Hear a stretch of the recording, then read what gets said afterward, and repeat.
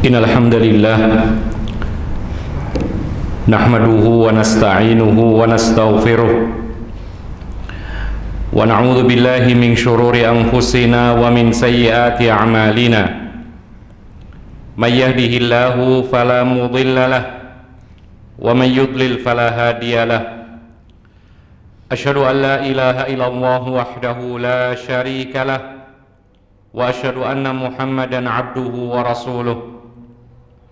Ya ayyuhalladzina amanu taqullaha haqqa tuqatih wa la tamutunna illa wa antum muslimun.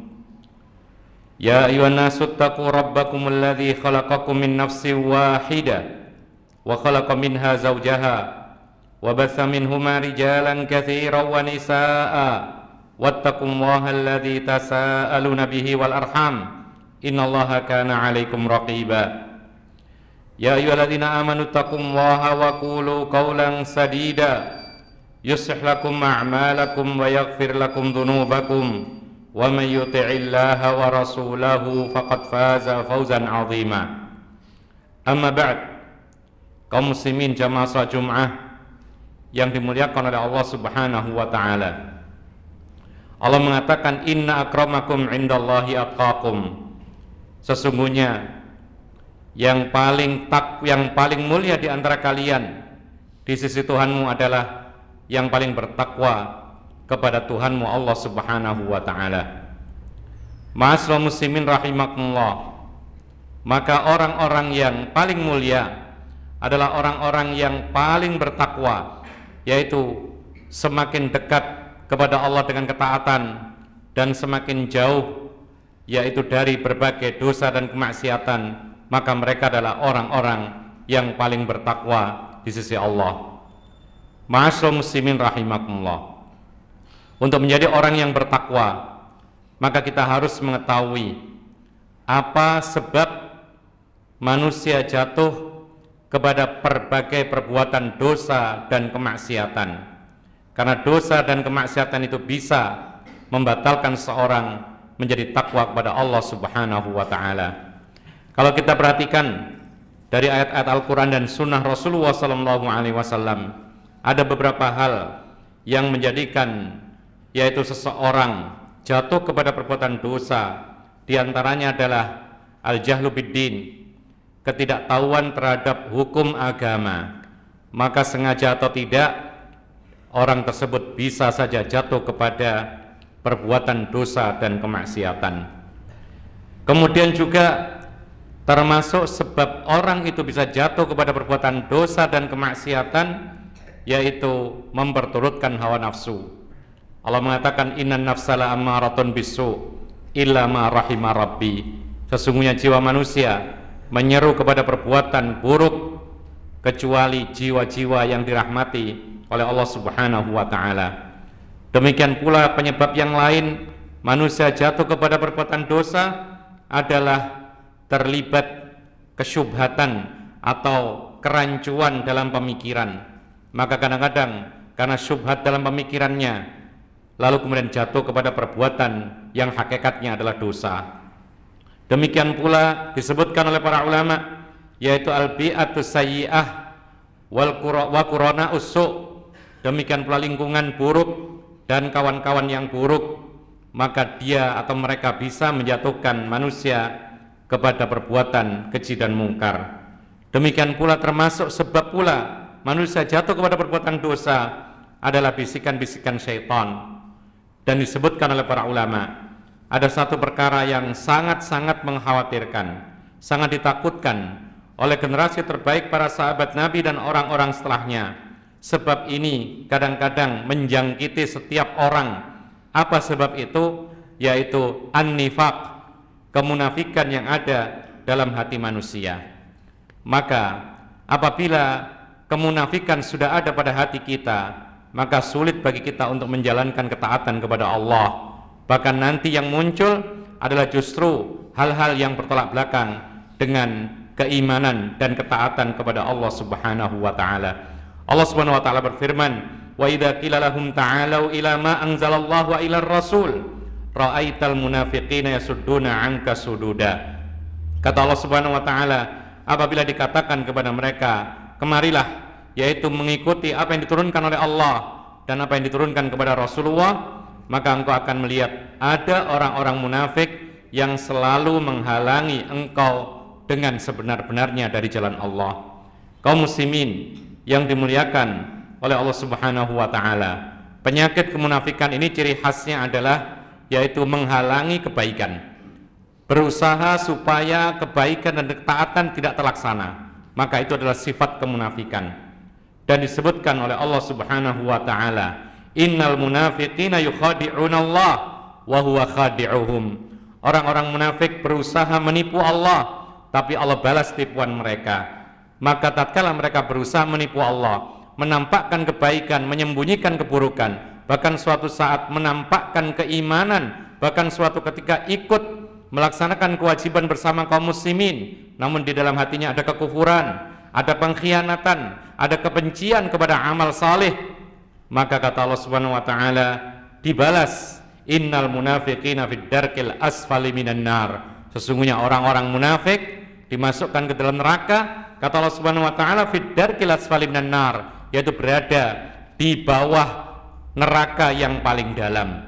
Artinya, ma'asyiral muslimin rahimakumullah, orang-orang munafik lebih buruk daripada orang-orang kafir yang nyata-nyata dengan kekufurannya. Karena kalau orang kafir, dia menyatakan bahwa dirinya bukan orang Islam, sehingga orang Islam tahu benar ini adalah orang yang belum masuk Islam. Tapi orang munafik menampakkan dirinya Islam, menampakkan diri taat, padahal di dalam hatinya ada kebencian yang luar biasa kepada Islam dan kaum mukminin. Ma'asyiral muslimin rahimakumullah, penyakit kemunafikan ini ada dua macam. Yang pertama, nifaqun akbar, kemunafikan yang besar yang dapat mengeluarkan pemiliknya dari agama Islam. Disebut juga nifaqun i'tiqadi, kemunafikan yang bersifat keyakinan.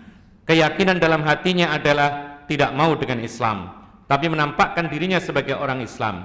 Dalam hatinya adalah kekufuran, mengingkari agama Islam, membenci Allah dan Rasulnya, tapi secara lisan dia mengatakan kami beriman kepada Allah dan Rasulnya. Oleh karena itu Allah menceritakan kondisi mereka, wa minan nas may yaqulu amanna billahi wal yawmil akhir wa ma hum bimu'minin. Di antara manusia ada orang yang mengatakan kami beriman kepada Allah dan hari akhir, tapi sebenarnya kata Allah mereka bukan orang-orang yang beriman. Kaum muslimin yang dimuliakan oleh Allah Subhanahu wa taala, maka inilah ciri-ciri yang pertama dari kemunafikan yang besar, yaitu menampakkan keimanan, ketaatan, kebaikan, namun dalam hatinya tersembunyi kekafiran, kemaksiatan, dan kebencian kepada Islam dan kaum muslimin. Dan juga disebutkan oleh Allah Subhanahu wa taala, mereka-mereka ini ketika bertemu dengan orang Islam menyatakan dirinya Islam, tapi ketika mereka bertemu dengan orang-orang yang bukan Islam, mereka pun mengatakan kami tadi hanya main-main saja bersama orang-orang Islam. Allah menegaskan sifat mereka, wa idza laqul ladzina amanu qalu amanna wa idza khalau ila syayatinihim qalu inna ma'akum innama nahnu mustahzi'un. Kata Allah Subhanahu wa taala, orang-orang munafik itu apabila bertemu dengan orang yang beriman, maka mereka pun mengatakan kami beriman juga.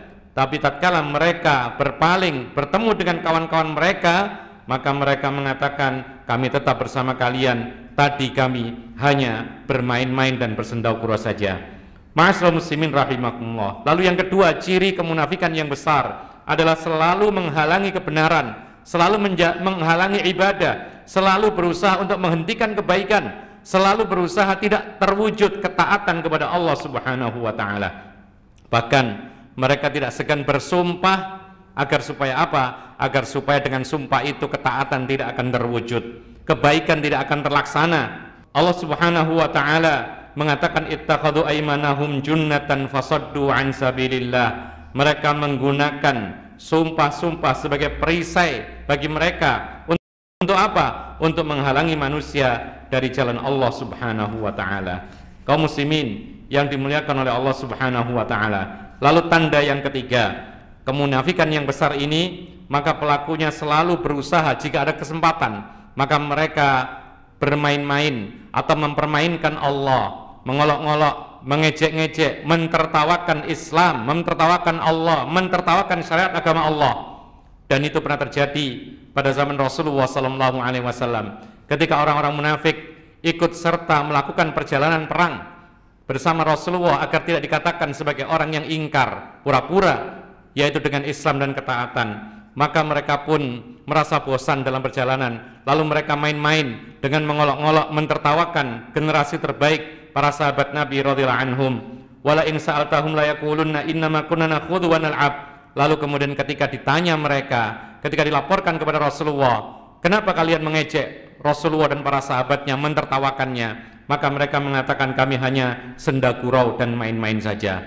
Maka saat itulah Allah Subhanahu wa taala yaitu mengatakan tentang mereka, dibantah oleh Allah Subhanahu wa taala dan dibacakan ayat ini, yaitu tidak ada alasan bagi mereka. Qul, kata Allah Subhanahu wa taala, abillahi wa ayatihi wa rasulihi kuntum tastahzi'un la ta'tadiru qad kafartum ba'da imanikum. Katakanlah wahai Muhammad, kata Allah Subhanahu wa taala, apakah kalian main-main mentertawakan Allah, ayat-ayatnya dan Rasulnya?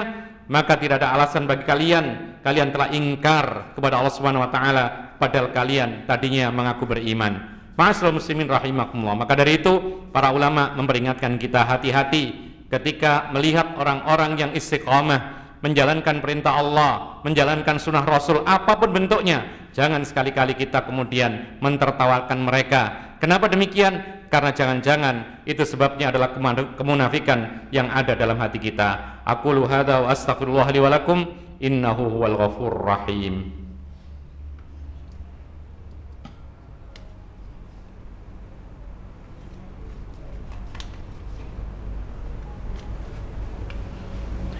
Alhamdulillahi hamdan katsiran tayyiban kama amar, wa nusalli wa nusallimu ala nabiyyina al-karim nabiyyina Muhammadin wa ala alihi wa sahbihi wa man tabi'ahum bi ihsanin ila yaumiddin wa sallama tasliman katsira, amma ba'd. Kaum muslimin yang dimuliakan oleh Allah Subhanahu wa taala, setelah kita mengetahui satu jenis kemunafikan, yaitu kemunafikan yang besar yang akan mengeluarkan pelakunya dari agama Islam, dinyatakan sebagai kekufuran, dan orang tersebut yang memiliki kemunafikan yang besar akan berada di neraka yang paling dalam, lebih parah daripada orang-orang kafir yang nyata-nyata dengan kekufurannya. Maka jenis kemunafikan yang kedua yaitu nifaqun amali, kemunafikan secara amaliyah.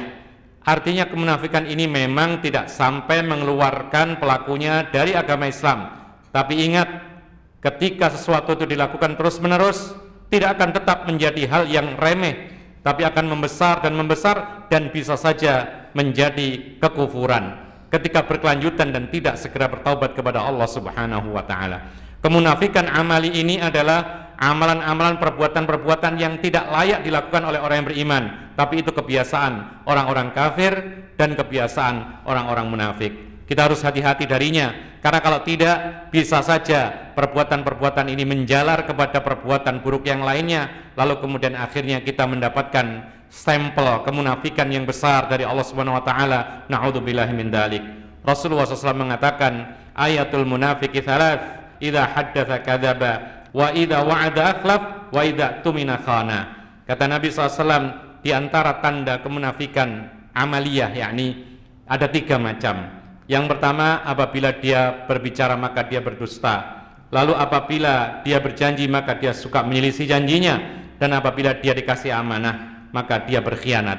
Dan dalam hadis yang lain Rasulullah menambahkan, wa idza khasama fajara. Tanda yang keempat, kata Rasulullah SAW, apabila dia berselisih, bertikai dengan sesamanya, maka dia akan melakukan perbuatan curang.